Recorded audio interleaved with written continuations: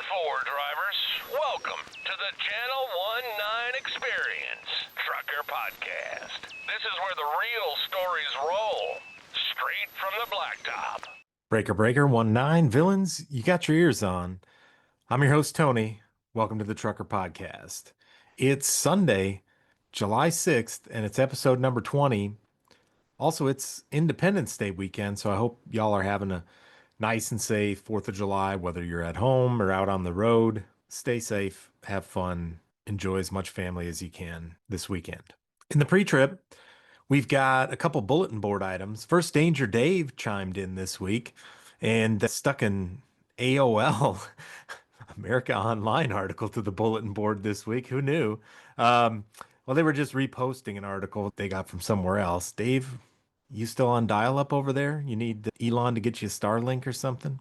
And then we've also got a couple LinkedIn posts about brokers that caught my attention this week, especially after our conversation last week with Todd Waldron over at truckstop.com.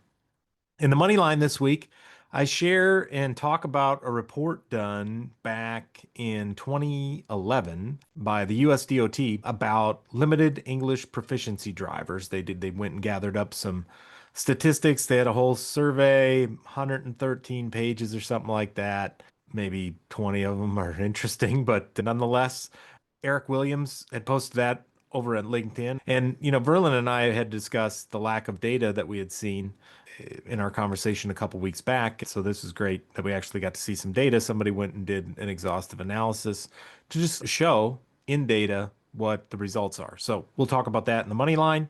And then also on the interview this week, we've got Ryan Carraux, dispatcher extraordinaire from D&E Transport.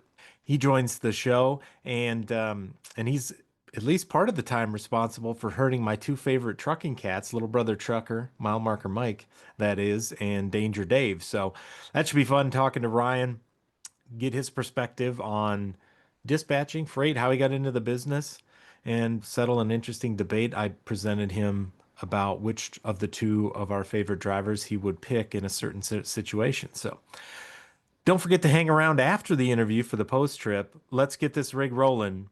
If you're not driving, it's a great time to like, follow, subscribe, and share the podcast with your friends. Paper breaker 19, can I get a radio check? Pretty quiet out here on Channel 19. Well, there's a plain white rapper taking pictures at the state line. Hit the jake brake quick, we ain't paying no fines. The driver swing into the interstate, body shop south at exit 5. Building trucking ain't the same as it was. We're the last of our kind.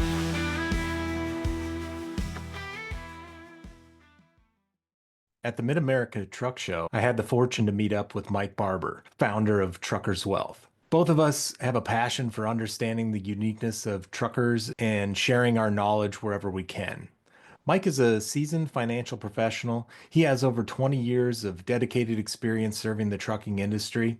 Truckers Wealth has created a specialized financial hub where truckers can receive expert advice and tailored solutions to build wealth, minimize taxes, and secure lifetime income for themselves and their families. Check out his website, truckers-wealth.com, and look forward to seeing him on the program here soon. Grab that safety vest and let's go do our pre-trip.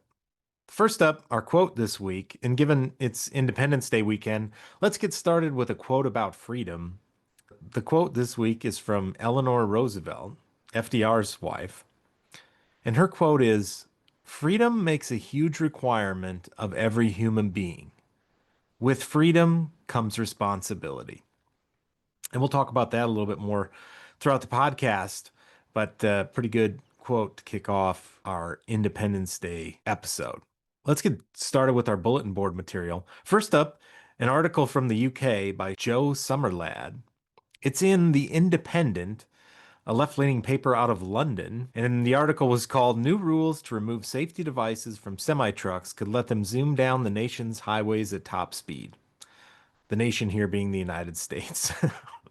And And just like 249 years ago, we dispatched a bunch of nonsense from across the pond.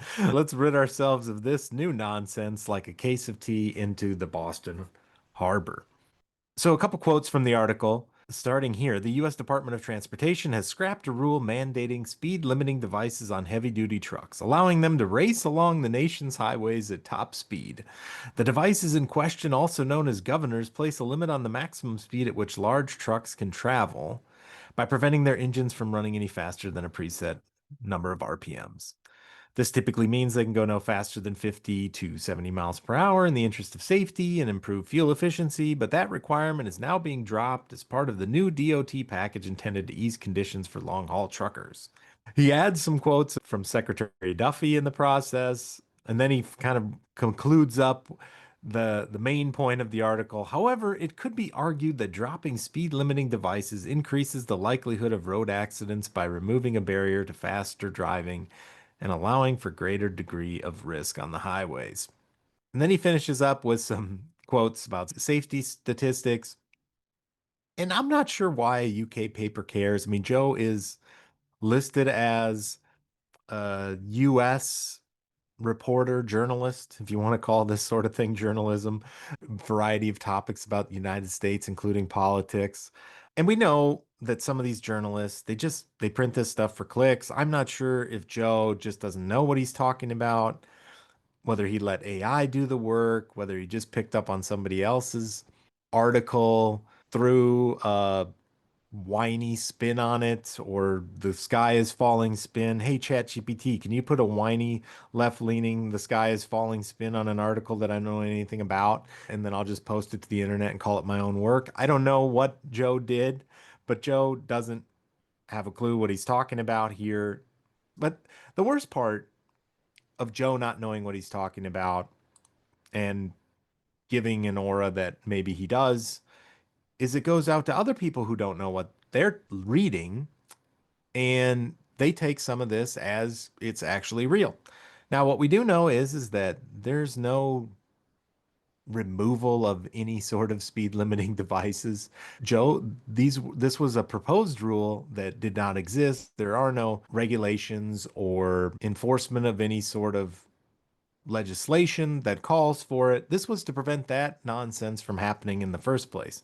It had been talked about it for years. It gets brought up a lot of the time whenever the safety gurus get together and talk about how you're going to minimize crashes. It's unproven that it would actually do more good than harm. And so Secretary Duffy added to the list of things that is going on the scrap heap of history, at least for the time being. But like I said, the problem is that misinformed people or people who don't understand the realities of it are going to read something nonsensical like this and think that, oh my God, the sky is falling. America is turning into a trucking horror movie from the 70s with out of control truckers chasing people down the highway at 100 miles an hour. And what's funny is I read other posts in different groups. I'm in a lot of travel groups because my wife and I like to travel. And some of those posts are, hey everyone, thinking about going to America. Is it safe to come to America given all the things going on right now? And you just scratch your head and go, like, what's going on right now? Like, we're securing our border and removing unsafe drivers from behind the wheel. Is that the sort of thing that scares you? I don't get it. So yes, it is. It is safe to visit America, and it's getting safer by the day. Now, also I saw in relation to this topic on Reddit, there were some posts, presumably drivers at big fleets who were asking if now they were going to get to go faster. And no, that's not what it's about. Your trucks at the big fleets, the mega fleets, where they're governed at certain top speeds, those governors thresholds of your top speed are not changing. They were never there based on regulation or legislation. That was always a company choice. Nothing about this is going to change how fast a Warner or a Schneider or a JB Hunt or a Swift truck's going to go. If it was governed before at 65 or 68, that's what it's going to be after this. If you want to go faster, buy your own truck, go to a different company. There's other options. Choose that route. But anyway, Double D, Danger Dave, and I got a good chuckle reading that article this week. I'll post the link to the article, I guess, maybe you just want to take my word for it. I hate to give Joe and the Independent any more clicks than they deserve on this one, but thought I'd throw it out there as a good chuckle of trucking nonsense this week. Next up, last week I spoke with Todd Waldron from truckstop.com. We talked about technology, about their platform, about some of the improvements, but we also talked about brokers and the relationship between brokers and carriers, brokers and shippers, some of the more positive aspects of that, and also the value of open communication and being intentional about building these relationships and how that has the possibility to improve the trucking industry. And it was a great conversation.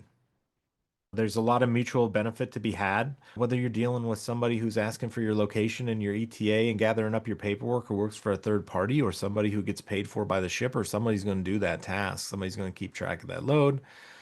So it's not like if you eliminated brokers, all those things would necessarily go away. It wouldn't. It would just be moved to a different spot. But anyway, one of the things that I noticed this week, couple interesting posts on LinkedIn, kind of reality playing the being played by the Kool-Aid man here, busting through the wall of some of the more negative aspects of broker carrier relations popped into my LinkedIn feed this week. And one of them was from Jason Rabine, and the other one was from Clint Larby, each kind of pulling back the curtain on what is still broken, especially in their realm, and what their experiences were over the last couple weeks. So here's, we'll start off with Jason's post, and I'll jump right into just quoting it. This is how screwed we are. That's a good trucking story. Be a starter right there. This is how screwed we are. Last week I posted about a double broker we caught. We reported the details to DAT Freight and Analytics for review, and they just called me with an update. To recap, we sold the load to a carrier who flipped it to a broker, who flipped it to another broker, who then sold it to a legitimate carrier who tried to pick it up, and that's how we caught them. DAT contacted broker number two, and basically, because they had signed some air quotes co-broker agreement, there was no harm, and that broker is free to continue operating on their load board. They are bad actors who 100% will continue double brokering and potentially stealing freight. And so that's what we're talking about here, these kind of scam operations that reroute freight like it's a game of hot potato, sucking the profit out before the load even gets picked up. And that's the positive spin on this. That's like the most positive you could spin this. The other things are all more negative, which is somebody's going to get screwed in this whole menage a quatre of people involved in this load. And good people are probably going to get the short end of the stick. They're going to be the ones left holding the bag. Shipper's not going to look good. Intermediary is not going to look good. The legitimate intermediary in this case, and the carrier is probably going to find themselves dealing with a problem that they never really anticipated, and for sure, probably at a much lower rate than they originally probably could have moved the load for. So that's one situation. Now, the second situation is with Clint Larby. He posted on LinkedIn. We booked a load this morning. We needed to give it back within 20 minutes due to a breakdown. Their truck, one of their trucks was broke down. They had a little bit of miscommunication on their end. Sounds like their one person in operations thought they had a truck available. Actually, the truck that appeared to be available was going to go cover the load for the truck that was broke down and was going to continue to be broke down. It didn't get fixed as planned. So they unknowingly booked a second load for essentially one truck's worth of capacity and had to give the load back. They realized it right away, got a hold of the brokers, said, "We're sorry. Here's the situation. We need to give the load back." The broker immediately chimes in, replying, "I'm placing a freight guard on your company." No conversation, no effort to understand, just dropping the digital hammer on Clint's company. Clint chimed back in. This is the literal dog piles of crap that members of operations teams go through on a daily basis. Brokers freely threaten freight guard reports against carriers for no good reason.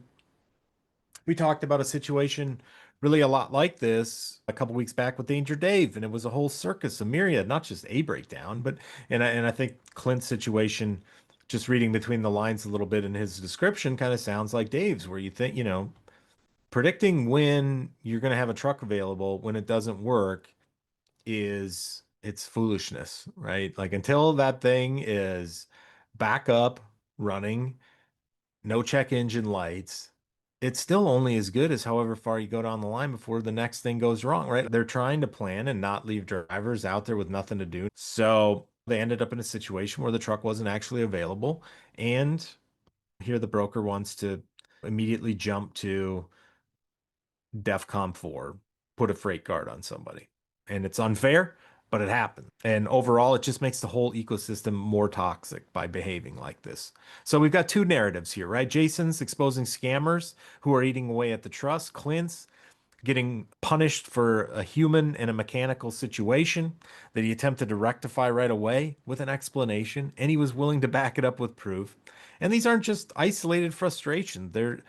They directly challenge the trust between all of us, carriers, shippers, brokers, along with the platforms, in this case, Freight Card, but like our friend Todd last week from truckstop.com talked about, and also DAT in the case of Jason's scenario here, because it was a load that was up on DAT. But these systems all have require similar levels of integrity.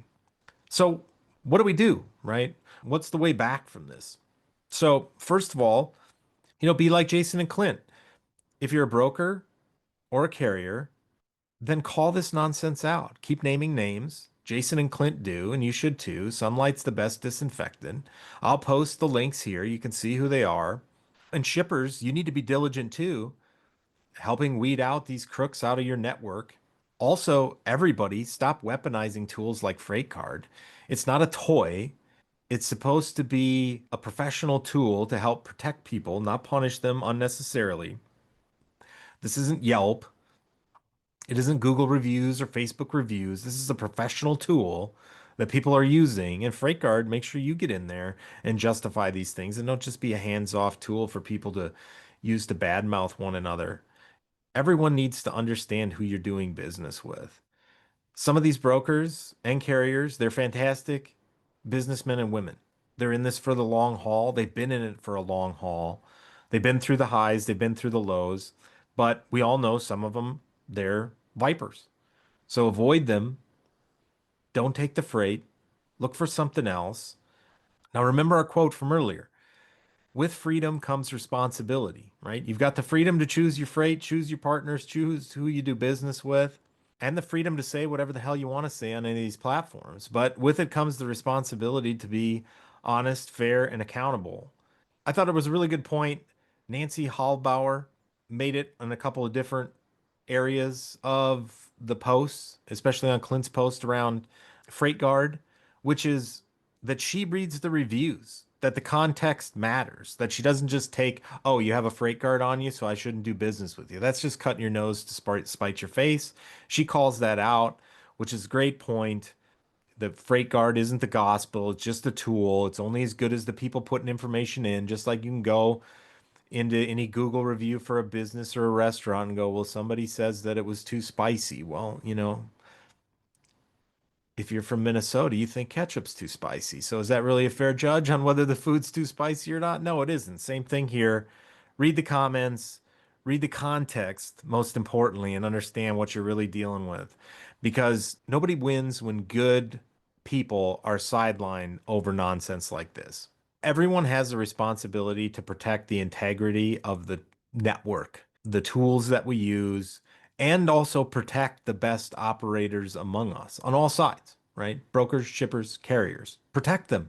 We all benefit when those companies do well as opposed to the shady or corner cutting carriers or bad actors in this business. That's how you build a real freight community where we're not just a stack of FMCSA numbers and freight guard profiles. Now, I know that Elon has left the Doge role, but where's the freight fraud Doge in all this? I offered to be the commissioner of truck parking or whatever I called it at the time. I would also accept the nomination for Chief Load Buster at the Department of Load Integrity and Fraud Eradication. Department of Life, that is. I'm learning how to speak in catchy acronyms now. Trying to get a job. I'm trying to be prepared. Secretary Duffy, my line is open. I'm standing by. Everyone else, keep your wheels rolling, your ethics tight, and your eyes on the road and the Raycon. That's your pre-trip inspection for this week. No defects detected, but that's just my opinion. If you find any defects, let us know. Get that seat adjusted. Let's push the buttons in. We've got work to do. Trans Carolina Permits is based out of North Carolina. They've been in business since 1977, and they've got a team with a ton of experience in all of our favorite part of trucking, which of course is the government. They provide a portfolio of services for the trucking industry, not to mention they have a compliance program. They'll help you with clearinghouse setup and queries, IFTA, and mileage reporting, so your state-by-state mileage, your fuel purchase tracking, and get that wrapped up into a nice little bundle for quarterly filings. They're a one-stop shop for your trucking needs. You can find them on Facebook and LinkedIn, or check out their website, transcarolinapermits.com, or give them a call at 1-800-899-4870. It's by truckers for truckers. This is the Channel 19 Experience. Let's hit the road. Welcome back. Let's put that left blinker on, find the hammer lane, and knock out the money line this week. This week, we're digging into a report that came out of the FMCSA back in 2011. Yeah, I know it's over a decade old, but hear me out. The report, it's called A Preliminary Review of English Proficiency in Safe Commercial Motor Vehicle Operations.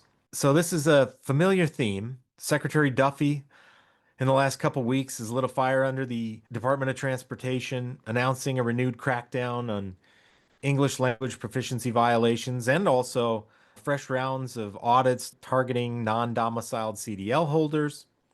But also rewinding the clock a little bit, a couple weeks back, Verlin and I were talking about ELP and the upcoming enforcement deadline of June 25th of when they plan to ramp things up. And, one thing that Verlin and I were lamenting a little bit was just that we didn't have very much data. It would be nice to have a little data to understand the real impacts. That isn't to say that either one of us were disputing the anecdotal evidence that everyone's seeing. I mean, it's right in front of our faces, and it's heartbreaking, these anecdotal cases, not to minimize the reality of the impact of those things. But just in general, good practice, both Verlin and I would like to see data whenever there's a chance that a person thinks data might be available. So this report, thanks Eric Williams for posting this on his LinkedIn. Now we've got a little bit of data to go back and work with and see what was found. It was an interesting exercise that they did, creating the data for the report and gathering up the data. It wasn't just statistical evidence. They went out and did field interviews, weigh stations, drivers, a lot of people in the industry. And so it'd be nice to see a more recent update to this report. Should be something that maybe is owed to the DOT or Congress on a yearly basis, honestly, especially given some of the things in there that I'm about to talk to you about. So the 2011 report clearly showed that drivers with limited English proficiency, that's how they worded in the report, LEP, limited English proficiency, were racking up significantly more crashes, more out of service violations, and more compliance issues across the board. We're talking statistically significant stuff. Crash rates, driver fitness violations, fatigue driving, all higher among limited English proficiency drivers. Now, here's where it gets really interesting and where the chrome starts to flake a little bit. California, our biggest state economically, the big dog in freight, with all the ports that they have and all the freight that comes in via the Pacific in through their ports from Asia, and a border state no less, was barely barking when it came to enforcement here. The studies showed that California was among the weakest in citing LEP violations, both in raw numbers of inspections and out of service decisions. Translation: the fifth largest economy on earth had the rule on the books but kept it parked in the garage. You had states like Arizona or Texas issuing LEP out of service orders left and right, while California inspectors were out there throwing softballs. And here's the kicker: this wasn't just about grammar tests or giving drivers a hard time. We're talking about real world safety stuff, reading hazmat placards, understanding dynamic signage in construction zones, being able to talk to an EMT after a crash, or responding to an inspector mid inspection. The report even laid out how vital communication is during inspections, being able to tell a driver to pull the parking brake, flip on the wipers, or shift into neutral. If you can't understand the words, you're a liability. But for years, enforcement was patchy. We know this. No national standards. Some states gave the test in Spanish. Some used interpreters. Some looked the other way. That's no joke. That's in the report. Now, fast forward a few years of the southern border being wide open and also fraud in some non-domiciled CDL mills bubbling up. Secretary Duffy's announcement isn't just a policy tweak, it's a warning shot. Audits are coming for third-party testers. Licensing mills, watch out. And yes, carriers who look the other way when it comes to English requirements. Also, shippers, brokers, everybody else looking the other way, sliding this in under the guise of, well, they're just a contractor, it's not my problem, right? The compliance hammer is coming. And this isn't just about compliance. It's about public trust. If the motoring public thinks CDL holders can't speak the language of the road, we're going to lose another important aspect, which is credibility. Credibility helps prevent more stupid and ill-conceived legislation and regulations. Credibility helps mitigate nuclear verdicts. Credibility helps everyday just peace and respect between truckers and the rest of the motoring public. No, I'm not saying with a little bit of credibility, it's going to be a panacea out there and all of a sudden people are going to be pulling truckers over to give them glasses of lemonade. But every little bit helps, right? I'll post the link. It's a bit wordy. It's 113 pages or something like that. Like I said, about 20 of those pages are what you really care about. It's buried in a lot of government and statistical mumbo jumbo. But once you get the hang of the acronyms and look at the data and you can get a clear picture for yourself, Secretary Duffy, keep on the path that you're on, make trucking credible again.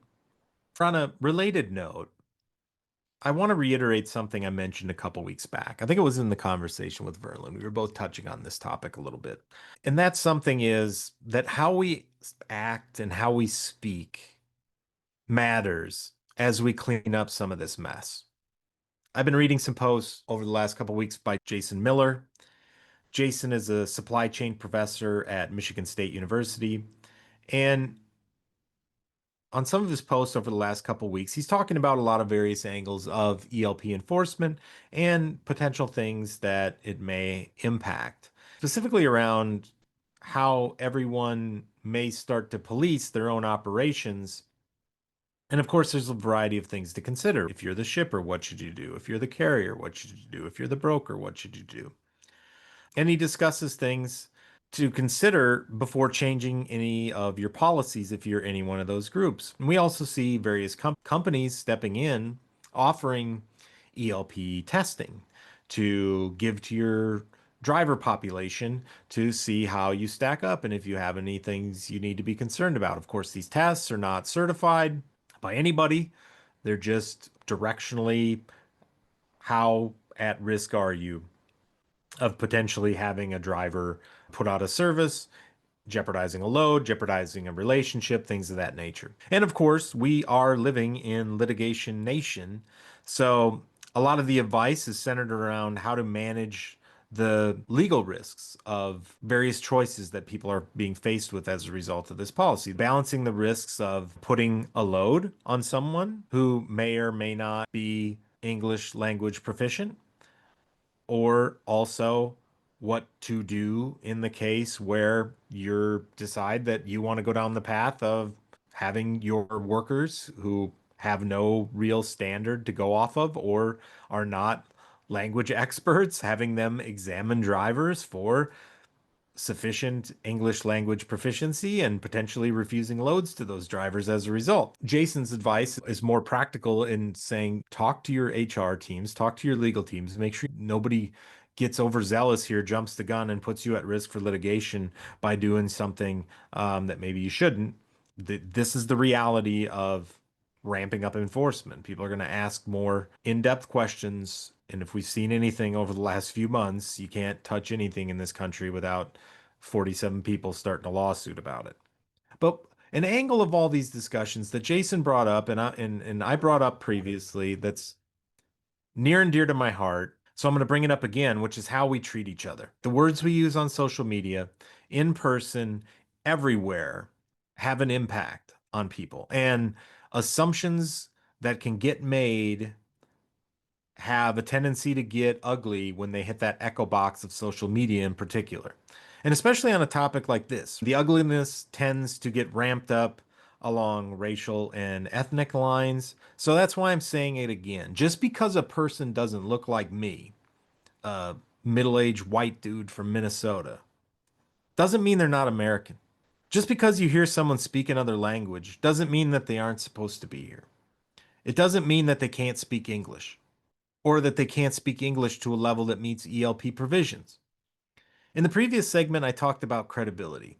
People outside the cab, both in transportation and on the periphery, they watch what we do. They are in these groups. They see how we act. They see what we say towards all kinds of people, especially towards each other. So people notice what goes on in these comment sections. And I know Jason noticed it because he mentioned it too on his post, as did some other people.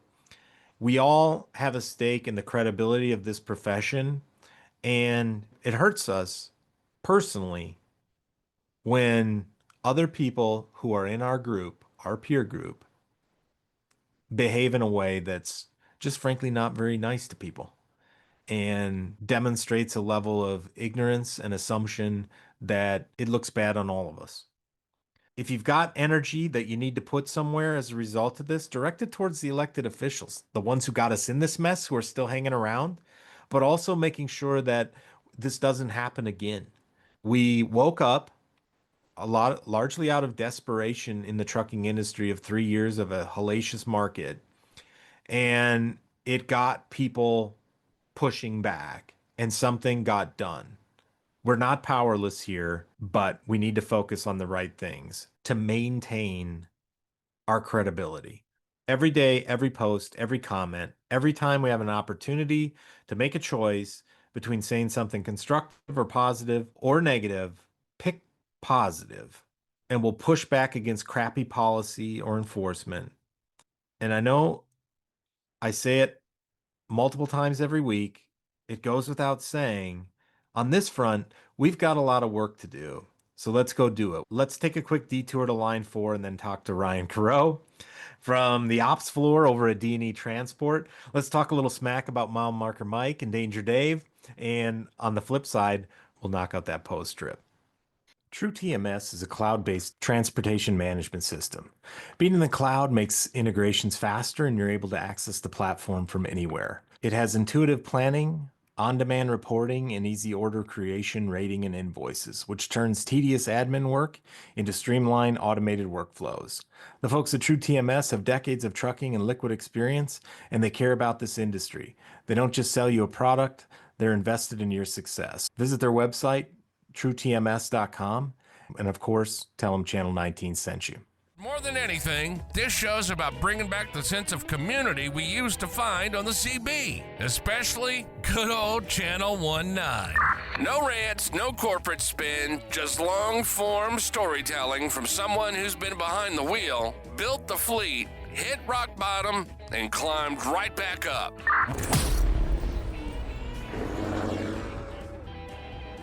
All right, this week on the podcast, we've got another Minnesotan. We're on a string here. got a pattern. Ryan Carraux joins the show from D&E Transport. Welcome, Ryan. Great to Thank have you. you. Thank you. Yeah, good to be here. Well, Ryan, you're my first operations person to join the show. We've had a bunch of truck drivers, we've had industry people, technology people, but I think you're the first one to come from the operations floor. And so now I've got a cohort to we can talk a little smack about Little Brother Trucker, Mike, and Danger Dave, and other truckers, so we can collaborate on that front. We can gather the pitchforks afterwards. Yeah. And then we can change our names and addresses quick before they find us. Here we go. Ryan, great to have you. Why don't you give, just to kick us off with a little bit of introduction on your background and how you got started in trucking? Yeah. So my background's at UPS, worked in the hub and in and out of that kind of operation with drivers, employees alike. And really, it was just about getting your hands dirty, right? So that's what we're doing now. More or less, obviously, the keyboard's pretty clean in the dispatch office, but we'd like to think we're kind of fighting the fight with you guys, with the drivers and such, to make ends meet, make a living, make a good living for the family, be successful, and at the end of the day, just load the truck and get it empty. So, been UPS. I was there about 12 years, and now at D&E, it'll be 5 years actually this year. Okay. So and with the D&E, what's your role now? So currently now, just the fleet management, dispatch, or you could title it whatever you'd like. Talking to the drivers, picking freight up that pays worth everyone's time and makes sense to get reloads and all that kind of stuff. But yeah, basically just boots on the floor in the operation dispatch. And do you guys break it up by a group of trucks that you work with, or do you have like regions, or how do you guys do it? Yeah, so we kind of do it a little differently than most. It's set up basically in areas for customers to start with. That's kind of where building the relationship with them too is important to maintain, to have that connection, to be able to get more freight options and such. So we're kind of scattered I'm out east primarily, but everyone's got different quadrants, so to speak, throughout the country. And then there's lots of gray areas with that. And I can assure you, there's not a time that if everyone's covered out east, I get to kick back and relax, because we're all kind of jumping in to help out with whatever area. If there's all of a sudden an influx in trucks in Texas and we need some freight, so we'll all jump in and help everywhere. But yeah, pretty much, like I said, divvied up between the country and quadrants, more or less. Gotcha. So the owner operators, they pop into your region, they're delivering load. You understand the customer base, got the relationship with the customers, and understand the freight and the patterns, and you're looking Right. to get them moved on to whichever direction they're headed to next. Yeah. Well, and kind of knowing the drivers, right? I mean, there's 120 of them, all with unique characteristics and personalities. And some guys, you don't blame them. They don't like to go out east. They'll go out west. They have preferences, just like anyone would. So really trying to hone in on that to match it up with what the customer's needs, right? Because just because John doesn't want to go out east, but the customer has 3 loads going out east, it doesn't always work out. So you're kind of always playing that chess game with maneuvering stuff around to the best of your abilities. So yeah, lots of Lego pieces. Not all of them make the shapes you want on every given day. Oh, no, it's definitely fluid, but that is the fun part. I mean, more or less, whether you like it or not, it is a challenge, but it definitely is very rewarding when you can make the plans come together for both parties too, which I'd like to say we do more times than not. But yeah, it's fun for sure. Yeah. So what's it been like out there lately from I mean, freight? I mean, it's tough. I mean, everyone's working twice as many hours for less pay. And honestly, it's been about that for, I think we're going on 3 years now.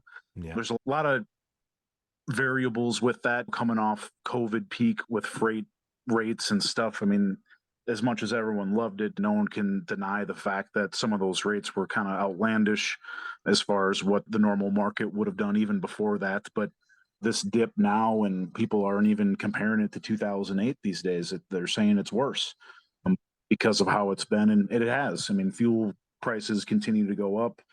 Customers don't want to pay anything. And I don't even say customers, because there's a lot of them that don't, but brokers really dove into a lot of that market at that time. And now they've somehow successfully held on to some of those rates and obviously still have to make their percentage. And so it still drives the rates down generally, then going to the carrier and to the driver. But our core customer base, I will say, is pretty good. I mean, we have pretty high paying customer freight that we maintained over the years and continue to do so, which kind of helps give us a leg up so we don't have to hopefully go to as much brokered freight. But you got to connect the dots too. And if you can load a guy over to point B because your customer is paying $6 a mile and it gets the guy home and it's the perfect storm, that's what we're always looking at in the office, trying to play the chess game. Yeah, for sure. Yeah, and you see it, right? We saw the big influx and all the broker authorities that got spun up over that couple year span, and then the unwinding of the same the same number of Oh, brokers even falling off, right? As the good times were over and it just became cutthroat. right, even the owner operators. We had plenty of stories of which they've obviously moved on in some regard, but we had plenty of owner operators that were accountants before COVID, and they saw the COVID freight increase and said, "Oh, I want to be a trucker," and so they go get their CDL and think they can hang with everyone, and that maybe is good, but it definitely there was an influx then in drivers too with the amount of freight that all of a sudden just dropped off.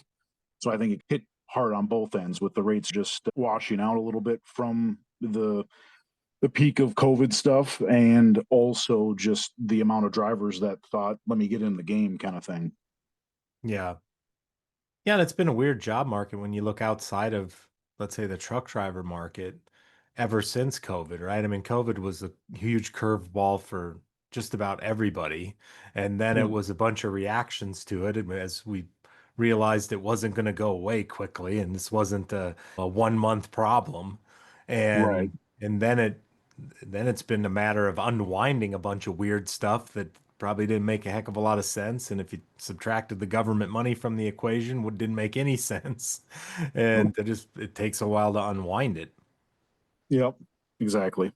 And then too, just equipment, right? I mean, I guess that's a whole another topic, but you got with all the emissions stuff these days and parts, all that kind of plays into to everything there with just lack of basically people being able to work on the trucks. The shops are short staffed and all that. Yeah, and the rates are still high on a labor side. Parts are higher than they were. I mean, I think that's probably the Yeah. biggest one of the biggest heartburns for the guys running the trucks is just the cost of everything. Even I think ATRI came out with one of their annual surveys on operational costs of running trucks, and it was once you subtract out any fuel fluctuations, it just got down to tires and all the other stuff that is less variable than fuel costs. It's significantly up again this year over last year, another 5% or so on the cost Right. side. So it's just the squeeze continues to put pressure on people. Yep. And you got to be kind of savvy to work on your own rig and be able to change out a couple fuses every so often just to not run the bill up, which, yeah, hopefully, that people continue to learn that kind of stuff because there is a lot of, and maybe that's a good thing too, but there's a lot of drivers out there that just don't have that knowledge and end up going under because of it, which it's tough to manage that overhead and with the rates and with the fuel and just again all the variables, right? So Yeah, for sure. So what kind of fun do you get into over at the office there with these drivers? I can only imagine having heard of Mile Marker Mike and Danger Dave's running around. the easier bunch. No, it's I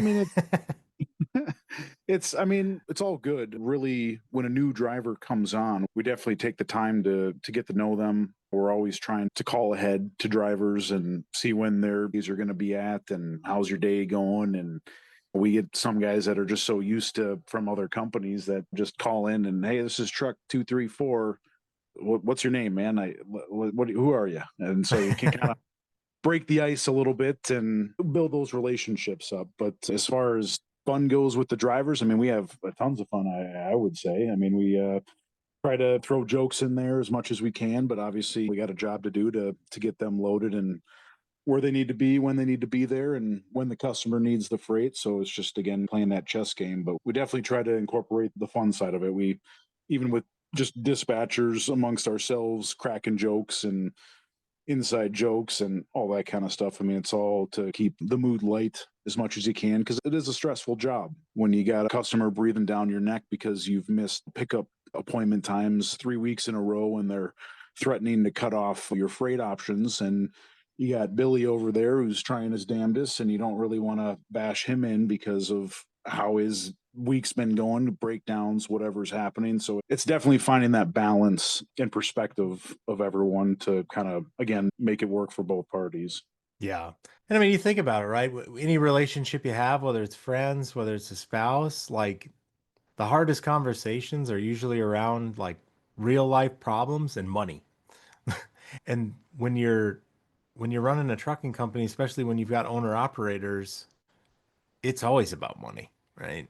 There's other trade-offs, but the trade-off always on the one side of it has money as part of the equation, right? Whether that's dealing with people's Right. breakdowns, dealing with which load do you want to take, taking a load and finding yourself in a spot where the freight coming out doesn't pay as good. Like Yeah. it's it always has the potential to be a stressful conversation as Yep. the person on the other end of the phone is weighing their options and their realities and their obligations and everything, and Right. especially in With tough times like business and now. personal. Right. With business and personal. Just because maybe they did okay on the freight doesn't mean maybe their personal life's going great. Their doctor appointments and bills and just everything a normal person has to deal with, and you got to do it on the road too. So it's definitely a lot to deal with at times, for sure, for both, for everyone. Yeah, it's funny.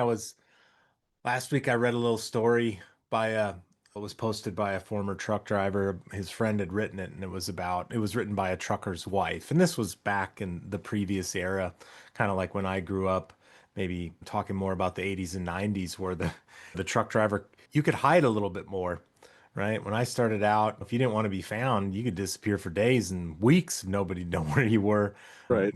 without cell phones and things like that, and satellite tracking devices or ELDs. But now, yes, it's great. The communication's there, but it is a double-edged sword. People can find you with problems from home too, and Right. that weighs on people's minds. The stress of what's going on at home that you can't really do much about other than be a voice on the other end of the phone. That it just adds into the overall environment of being a modern day trucker. Definitely a different time. Yeah, like you had mentioned, even with the ELDs, it just you got sometimes forced to run because your clock, you only got so many hours. It's during the week, and if you're not feeling up for it, but your clock is going, then you kind of got to go, which questions the safety part of it on both sides. So definitely a slippery slope when you look at that perspective. Yeah, for sure. Well, one thing I wanted to ask you about, because we're running through this etiquette series, is laying out some various areas where maybe etiquette is degraded a little bit in trucking. Some of the various behaviors, whether that's at the fuel island or in the parking lot or on the highway. But I think one area is that etiquette also still matters quite a bit is just in that interpersonal dealings with one another, right? The Yeah. conversations that go on between operations. And I mean, all departments in trucking, but you guys in operations talk to the truck drivers the most.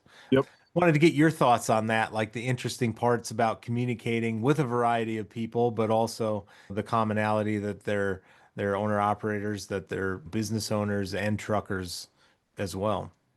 Right. Right. Yeah. I mean, that's yeah, absolutely. It's, you question even outside the trucking world these days with just regular people's etiquette at the grocery store.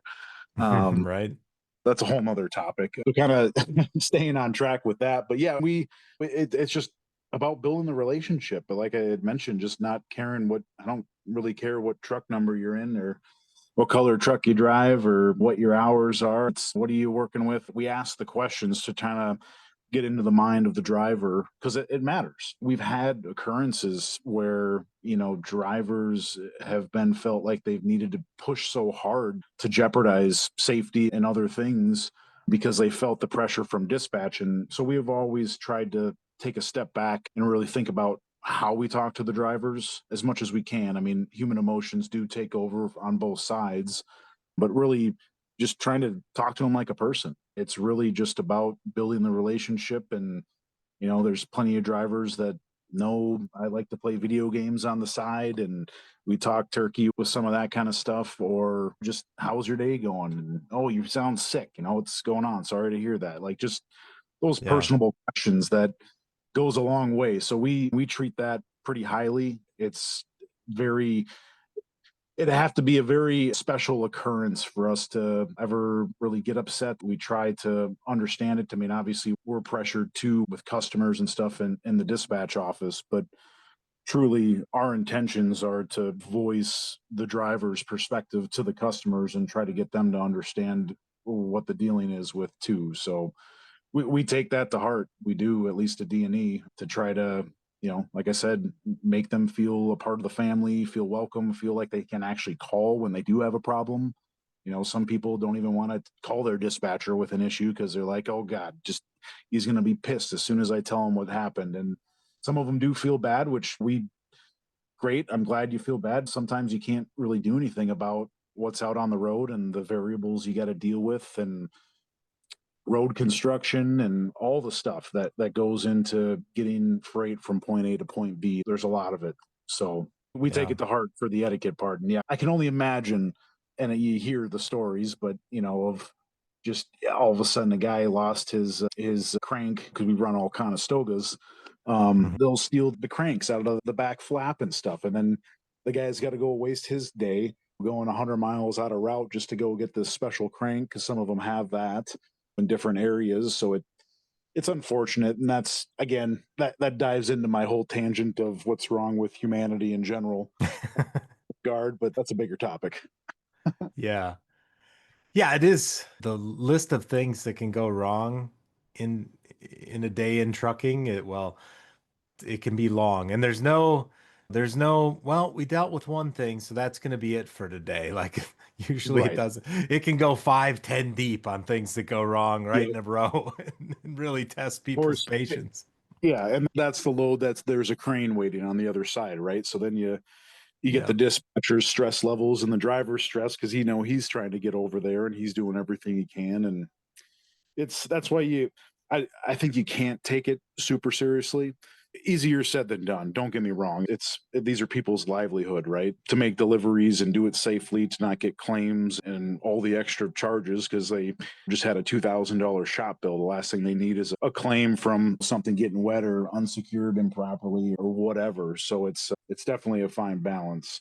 I mean, it's funny now because I've been out from behind the wheel for, 11 years now or so. Maybe a little more. But anyway, I'm in meetings or somebody's frustrated, a customer's upset, or whatever the normal office job, non-trucking, and people are like, "How are you so calm?" And I'm like, "This is nothing." Like for the screaming customers and trucking, mad truck drivers at me because some plan didn't go wrong, didn't go right, and I'm like, the frequency that I've got upset people talking to me in my ear in a way that it feels like it's the 1970s or something all over again is way less frequent around here than in Right. around Right. the trucking business. So I can handle this level. This is a 2 out of 10 Right. compared to some of the situations in trucking.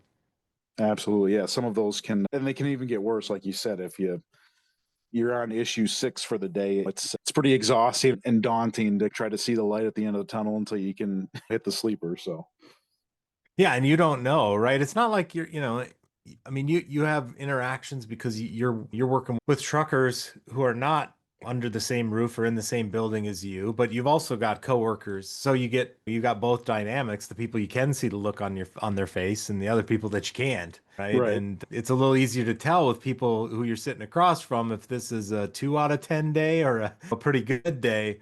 It can be hard to gauge that on the other end of the phone at times. Yep. Exactly. You don't know that the guy just spent the last 6 hours trying to switch some hoses out and some clamps just to stop the water leak or whatever. And that was his 10-hour break. It's like, okay, that sucks. Yep. Yeah, for sure. It's one of the weird things about trucking, I think. we spend so much time on the issues, right? It feels like the jobs are more issue management because Yeah. you're spending 90% of your time on 3% of the things that pop up out of the 100 loads that you're going to haul today.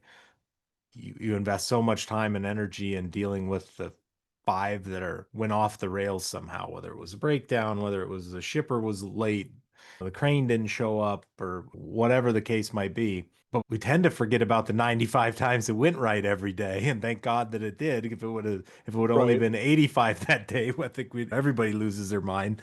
Um, Right. so we just tend to not celebrate as much as the actual success that goes on in this business. We all just take it for granted and go, wow, look at that. Every place I went today, there was stuff in the stores and people were able to do their jobs thanks to a crap load of truckers and the people behind the scenes orchestrating the truckers together for the world to go round. Right. Right. And we try to celebrate that in the office. I mean, again, it's kind of I think both sides, right, are at times a thankless job. But we have plenty of guys that will hands down say, you guys are the best. Thank you so much. We appreciate your hard work. We get a lot of kudos too, which makes you feel good at the end of the day. So we try to return all of that as much as possible. And it is good to hear the wins, right? Because like Yeah. you said, there can be so many variables and so many problems. Yeah, you do forget that, well, the last five were pretty good. And we got one crap one. Hopefully we can pick it up from there. And then you get some guys that just get five duds in a row. And so then it feels like the world's out to get you too. So you got to take that in mind as well, working with everyone. Yeah, for sure. I mean, I talked to Dave a couple weeks back after his adventures, just trying to get up to Western New York there. I think he was headed to Buffalo or somewhere in that area with that load from down south and just the Sure. trials and tribulations sometimes that like just getting, can we just make it 50 Right. more miles and get this over with? And Which sometimes feels the good answer when is it's done, no, though. not yet, buddy. Right. Right. Yeah, it's tough to balance that and stay motivated, right? To keep going. And hey, you get the same feeling in dispatch sometimes. It's I can't tell you how many days when there's just no freight to tell anyone about, and you've called on all 70 lows that are on the board and got the same stupid answer that they can't do any more money and it's BS, but you kind of just have to keep trying. All right. It's just all about putting in the effort, I think. And at least at the end of the day, you can say you tried, even if it is unsuccessful, because I do think we are more successful than not. And that's because we try. You can't really give up. I was operations manager for a big fleet and had a bunch of customer service, bunch of fleet managers working under me. And the one thing you can control is, or it's a choice, is what your attitude is about it. You know, Right. there's going to be days like that. Hell, there's going to be months like that, right? In trucking with the way these cycles go. And it's funny because, when the up cycle goes, like it's just a different kind of crazy. Right now, we're crazy dealing with all the freight that people are trying, our customers that Right. we've got us through the bottom, and we want to make sure that they're there for when they're still our customers, and we service them as best we can the next time we go through tough times together because they were good partners on their end of the deal. You're trying to service them as best you can, and you just got a lot of moving parts, and it's just trucking is just always a challenge. It Right. almost never sits at that nice equilibrium of, we got just the right amount of freight and just the amount of guys who It, are, it, it got does working just trucks. enough for you to notice it, just for you to say, huh, this is all right, this is going good. And then, yeah, something throws a curveball at you and you got to adjust. And again, that's the fun part of it, I'd say, because Yeah. it is the moving parts. And because we get jazzed up too when we can put together a 9, 12, $15,000 load for a guy to go cross country. I mean, that's exciting to us Yeah. too. Um, to make all those pieces work too, as much effort as they got to put into it. I mean, we did the effort too to make the plan come together, and it's a collaboration of both. So Well, I think that's, if we were to call up Mike and Dave right now and ask them why are they with you guys, it's that, right? That you guys get excited and care about putting that package together on that load as much as it matters to them to do it too, right? And what it means to their family and their financial situations. And I think that's one thing that has always been a reputation of D&E is just that kind of mutual hustle for a win yep, that matters to everybody. right.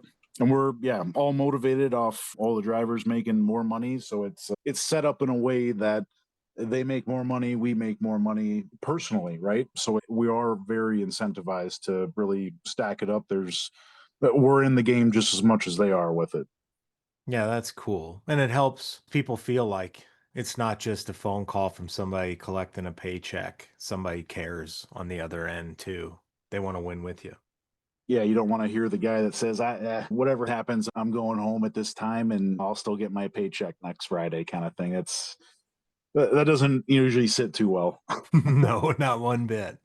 No, and that's where communication. I've had a bunch of those coaching sessions with people on my team on the ops floor over the years because if you've never done it, it's hard to imagine it. Or if you, and especially like new kids coming out of supply chain school at some university and they've never even really, even if they've been working as a fleet manager, kind of a trainee or dispatcher, planner, customer service, like you don't really think about it, right? Even though there's trucks everywhere you go. If I look out my window to the north towards I-10, like I'm gonna see 50 of them go by in the next minute.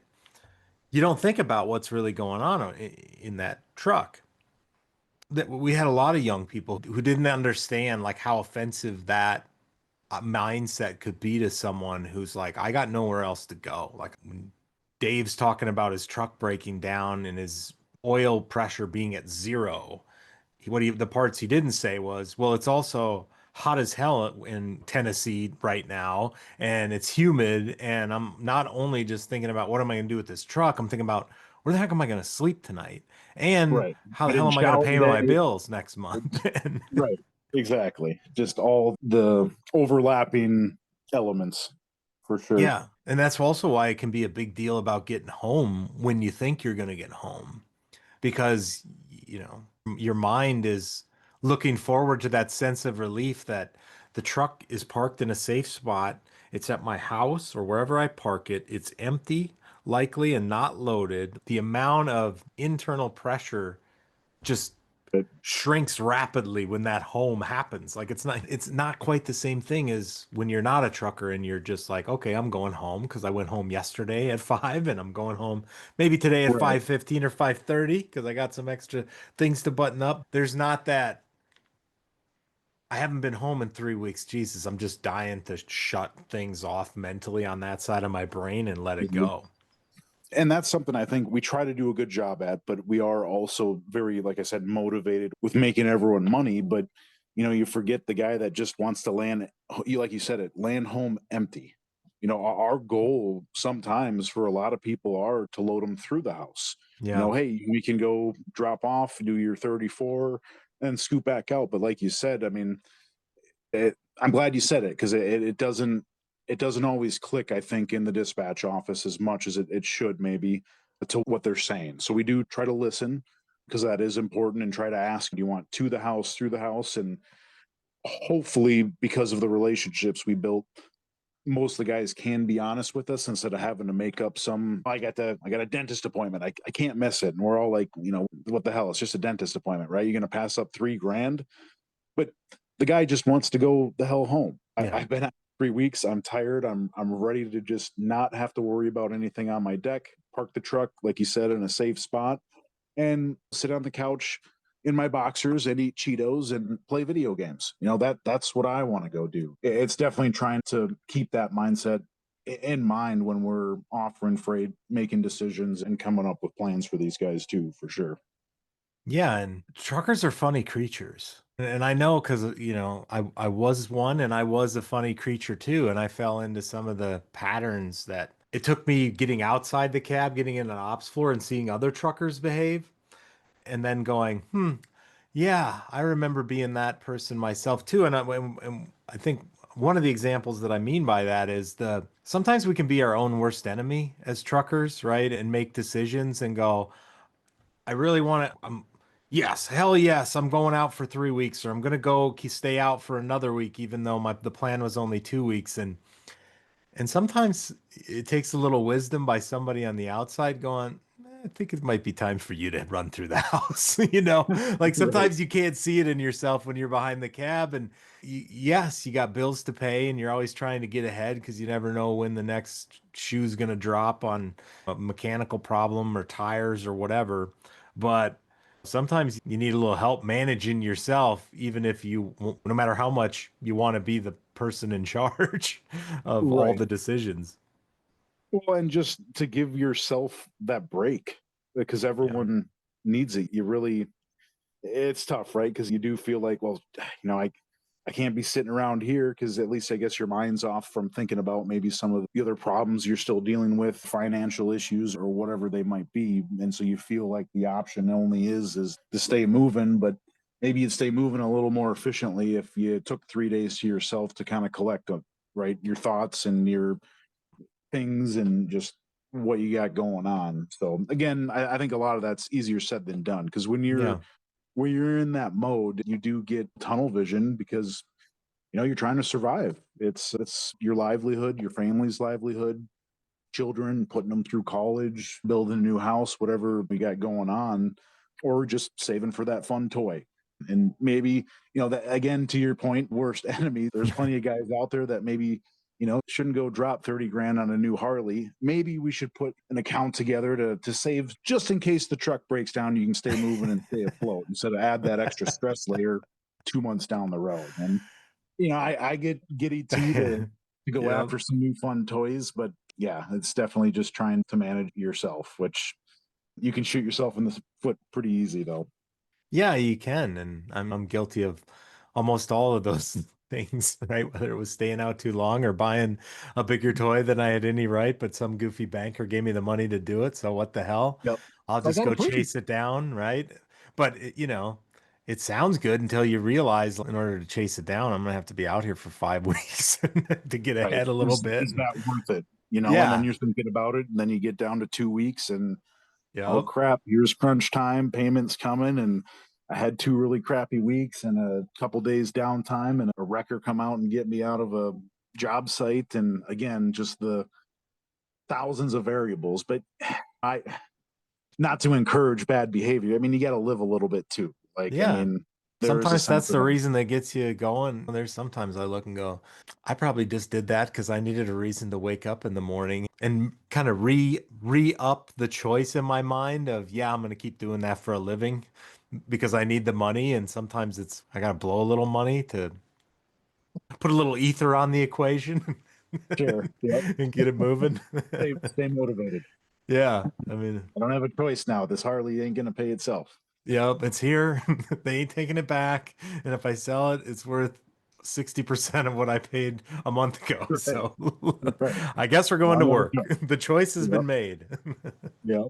Exactly. Yeah. Yeah, it's a fun dynamic. For sure.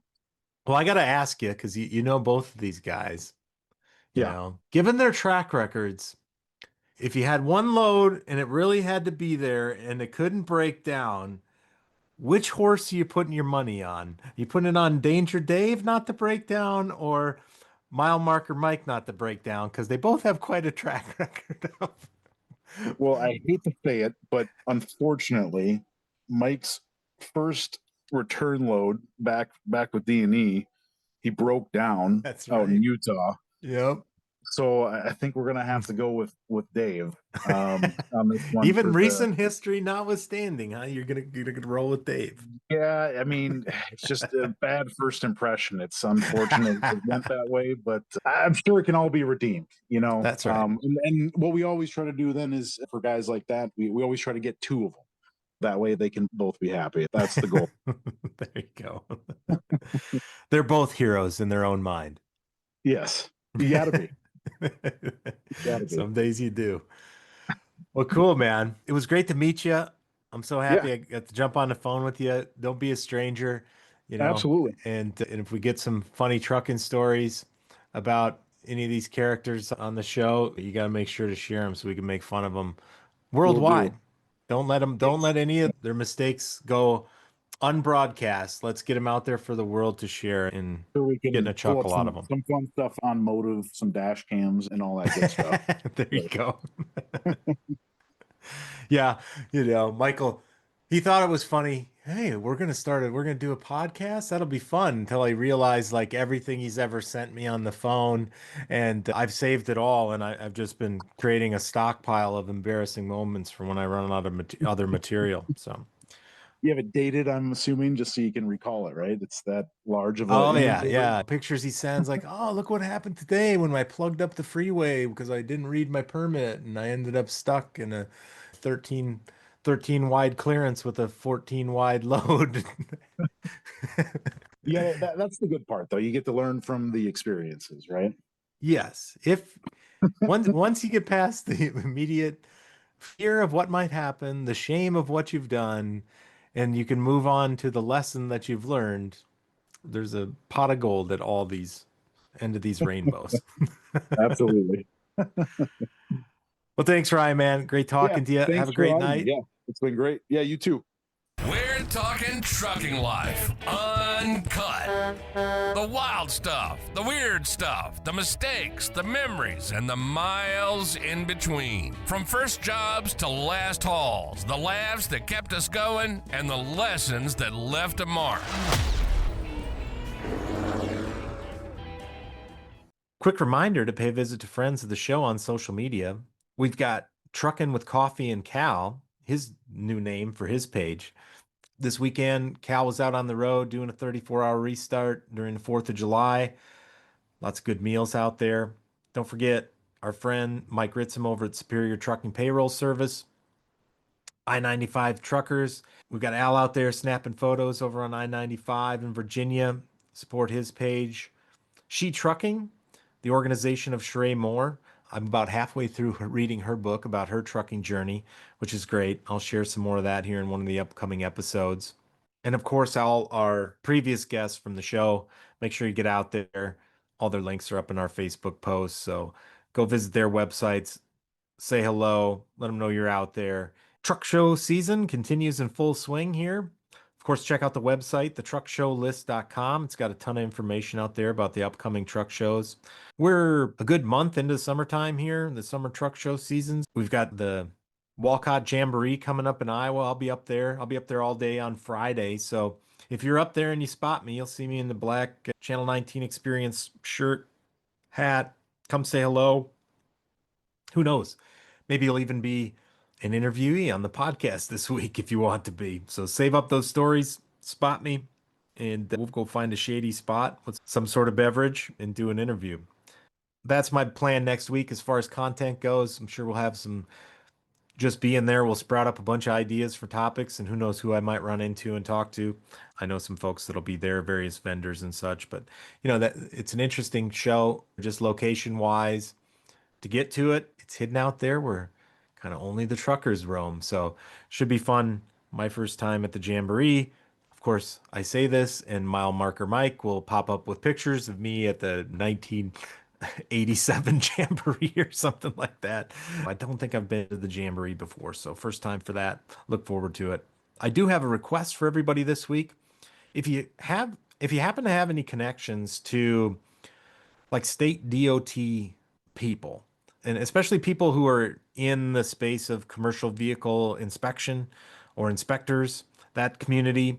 I'd love to talk to some of them, especially if you happen to know anybody who's got a interest in the history of those departments. I'm doing a little project exploring the history of inspections, weigh station, ports of entry, that sort of thing, going back all the way back into the early 20th century. And so I know of some folks who I'm reaching out to who might be able to help, but the more the merrier as I try to accumulate some information about the history of that side of our industry, the enforcement side of our industry, and fill in some of the backstory of what it was like before my time. Also, if you know any old time truckers who've got stories about what it was like in the 80s, the 70s, the 60s, and what inspections were like, what the weigh stations were like, what the experience was like. Just curious to kind of fill in some holes in the overall story there of the age-old battle of inspectors versus wildcat outlaw truckers. So if you know anybody who might be helpful or be interested in talking about that some more, or even joining the podcast for that matter, let me know. Be sure to keep reaching out if you'd like to be on the show. Like, follow, comment, subscribe. Leave us a review somewhere. Send us a message.